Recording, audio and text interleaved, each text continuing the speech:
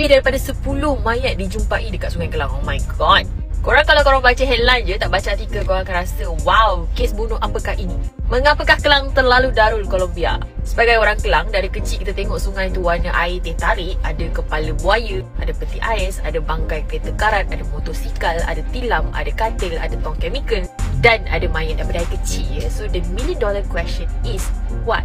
Sungai Kelang ni panjang dan dia bukan hanya dalam lembah Kelang je. Sungai Kelang ni all the way daripada Gombak masuk ke KL, masuk ke Shah Alas sampai ke Kelang sampai ke laut.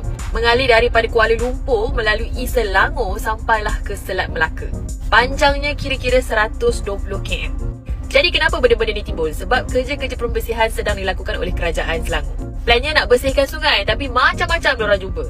Imagine kalau tak buat, tak tahulah berapa lama benda tu dalam sungai. Diorang kata daripada 1 November 2022 projek ini dijalankan, hampir setiap bulan mayat ditemukan. And then kalau ada mayat, of course lah kita akan serahkan kepada pihak polis dan juga bomba untuk lakukan siasatan. Kita boleh cerita lagi apa yang dijumpai di dasar sungai. Di bawah inisiatif Selangor Maritime Gateway inilah menyelahkan realiti yang mengejutkan di sebalik sungai-sungai ni. Dah lebih daripada 900,018,936 meter padu bahan korekan macam endapan, sampah, bahan batu yang dikeluarkan daripada sungai.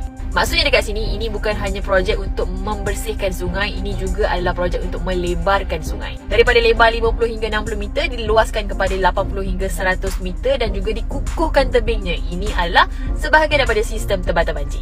Kalau korang ingat, ini juga adalah kes landasan lumayan sedia berhad yang dimainkan oleh pembangkang masa perayaan hari tu. Katanya kerajaan Selangor sakau lah bagi Vincent Tan 700 juta lah. Panjang lah ceritanya, hujung ceritanya lepas tu Sanusi minta maaf sebab fitnah. Inilah kes tu.